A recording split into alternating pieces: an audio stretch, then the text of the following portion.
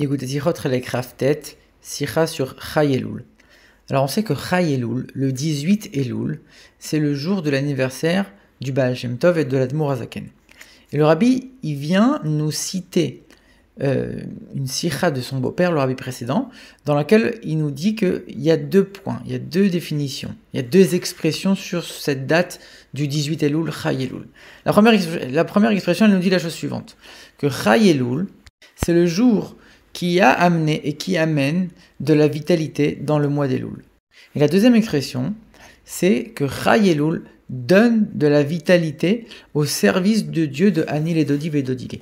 Alors on sait que le mois de Elul, les lettres du mois d'Elul forment le verset Anil et Dodi et Dodili dans Shir HaShirim qui nous disent « Je suis à mon bien-aimé et mon bien-aimé est à moi ». C'est-à-dire « Je suis à Dieu et Dieu est à moi ». Première étape pendant le mois d'Elul où on se prépare pour les fêtes, où on se donne, on s'investit dans le service de Dieu. Et la deuxième étape, pendant les fêtes de Tishri, Rosh Hashanah et Kippour, où il y aura un mouvement de Dieu vers le juif. Et donc cette date de Chai Elul donne de la vitalité à ce service de Dieu, à ce travail dans le service de Dieu du juif. Et si le rabbi précédent a donné ces deux expressions, c'est que les deux vont nous apporter quelque chose de différent, et c'est sur ça que le rabbi va s'arrêter. Et les deux dans cet ordre-là, c'est pas par hasard. En plus, on voit qu'il y a une différence. Dans la première expression, on nous dit Chai Elul, c'est le jour où. Ça veut dire qu'on voit qu'on détermine ça en termes de temps. Alors que dans la deuxième expression, on ne nous dit pas Chai Elul, c'est le jour où. On nous dit Chai Elul donne de la vitalité. L'autre différence, c'est que dans la première phrase, on nous dit Chai Elul a amené et amène de la vitalité. Donc déjà, c'est amener, le verbe amener, et puis il y a au passé et au présent. Alors que dans la deuxième phrase, on nous dit Chai Elul donne de la vitalité au service de Dieu de Anil et Dodi et Dodili. Donc ici, non seulement on n'a pas le passé et le présent, on n'a que le présent, et puis c'est pas le verbe amener, c'est le verbe donner.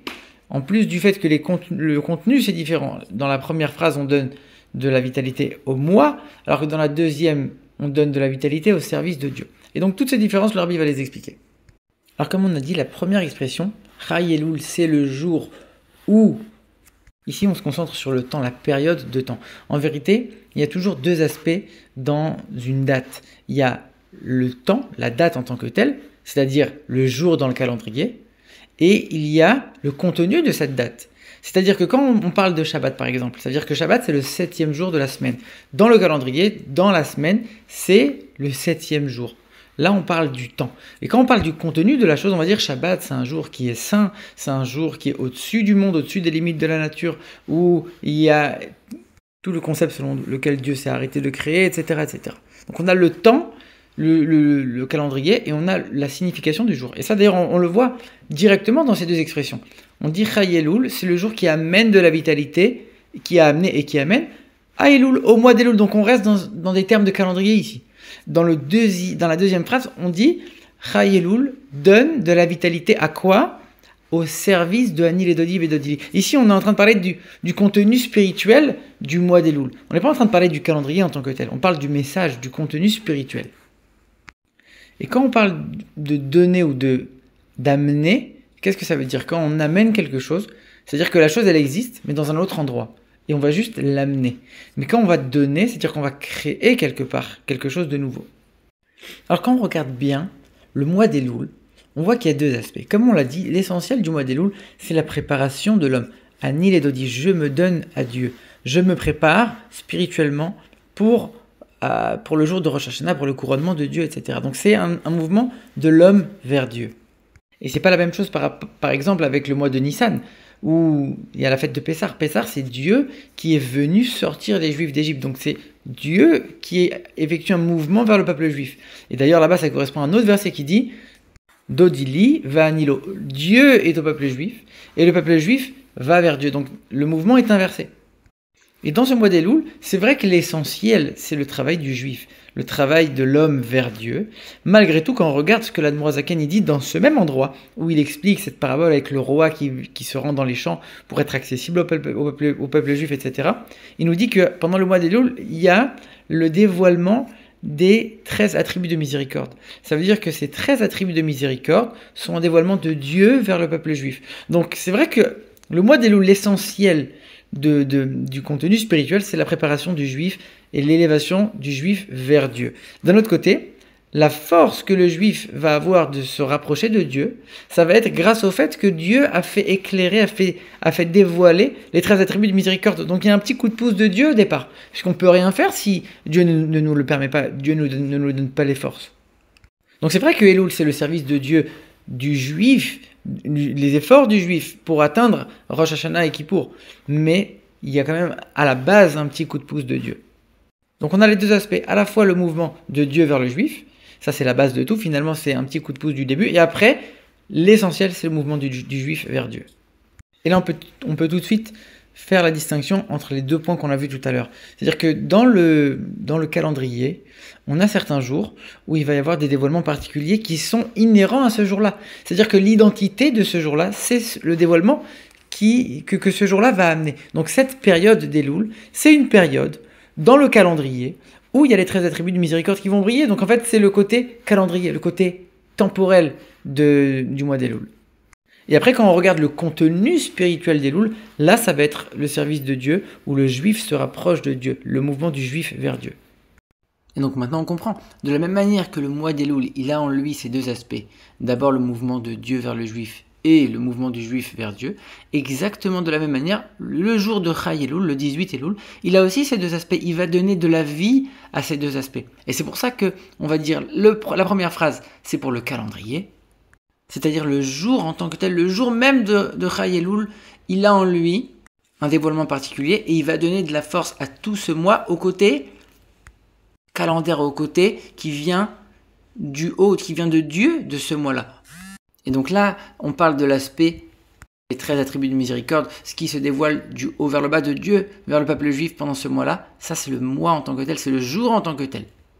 Et c'est pour ça qu'on va dire c'est le jour de Chai Elul, le jour qui va donner, qui va amener ce dévoilement. Et pourquoi on dit amener? Parce que ce dévoilement, il est déjà en haut, il existe déjà. On va juste, ce jour-là en tant que tel, dans le calendrier, va amener ce dévoilement. Et pourquoi on dit qui a amené au passé et qui amène au présent? Puisque ce dévoilement, quelque part, il vient de Dieu, c'est la base de tout. Donc, quelque part, il est un peu au passé, c'est la première étape. Et ensuite, on a le deuxième aspect qui est le service de Dieu spirituel du juif. Là, on nous dit que Chai Elul va donner de la vitalité à ce service de Dieu. Ça veut dire quoi? C'est-à-dire que même le deuxième aspect, qui est le service de Dieu, l'effort du juif vers Dieu, Chai Elul va aussi lui donner de la vie. C'est-à-dire qu'ici, on va dire le mot « donner ». On n'est pas en train de dire qu'il va amener de la vitalité qui existe déjà. C'est le juif lui-même, par son travail, par son effort, qui va créer une certaine vitalité. Et ce jour de Chai Elul va aider à ajouter dans cette vitalité de tout ce mois-là, qui vient des efforts du juif lui-même. Et donc l'enseignement pour chaque juif de ces deux phrases-là, de cet enseignement, c'est quoi? C'est d'un côté, pour le juif qui n'a pas encore commencé à travailler pendant le mois d'Elul. Il est encore très très loin de tous ces dévoilements, de tous ces niveaux spirituels extraordinaires. Il est à un niveau tellement bas qu'il peut se dire « Mais moi, je peux rien faire. Moi, je suis rien devant tous ces dévoilements infinis. Je peux rien faire. Je suis trop loin. » Là, on lui dit « Non. Ne t'inquiète pas, de toute façon, il y a un dévoilement qui se fait par le jour lui-même. Il y a un dévoilement des 13 attributs de miséricorde pendant le mois d'Elul. Que tu fasses quelque chose ou que tu fasses rien, le jour, le calendrier lui-même va déjà amener quelque chose. Et toi, tu as juste à amener, c'est-à-dire à faire passer un dévoilement qui existe déjà de manière concrète. Mais c'est largement à ta portée, ça existe déjà. Tu as juste à prendre le train en cours de route, si on peut dire. Comme on l'a dit, il a amené déjà cette vitalité. C'est-à-dire au passé, déjà, elle existe, cette vitalité, tu as juste à la concrétiser. Et d'un autre côté, pour ceux qui sont à un niveau spirituel beaucoup plus élevé, qui eux ont profité des dévoilements et qui ont travaillé pendant le mois d'Elul, eux, on vient leur dire la chose suivante. Ne pense pas que les choses vont se faire d'elles-mêmes. Tu dois amener quelque chose de ton propre effort. Tu dois créer, tu dois donner quelque chose. Cette vitalité, tu dois la donner. C'est un peu à l'image de quelqu'un qui va apprendre auprès de son maître. Il y a celui qui va apprendre et qui va uniquement répéter en disant « ça c'est la Torah de mon maître ». Il y a celui qui va dire « la Torah de mon maître, je l'ai tellement intégrée que maintenant, moi je viens t'amener quelque chose de nouveau grâce à la Torah que mon maître m'a enseignée. Je t'apporte ma touche personnelle, mon chidouche, ma nouveauté à moi ». Ça c'est à l'image de l'effort du juif, l'effort personnel de chacun pendant le mois d'Elul.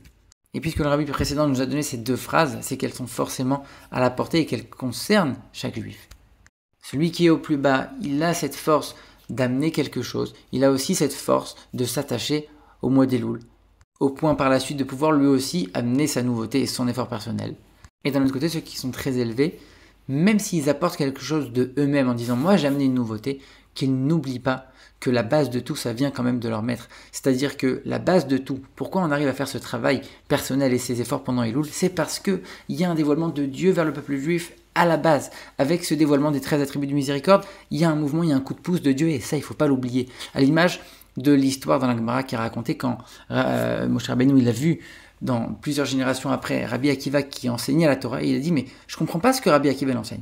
C'est vrai, c'était des nouveautés que Rabbi Akiva avait enseignées lui-même, les nouveautés que lui-même avait apportées à la Torah grâce à ses efforts. Mais quand un élève a demandé à Rabbi Akiva, mais ça Rav, d'où vous le savez?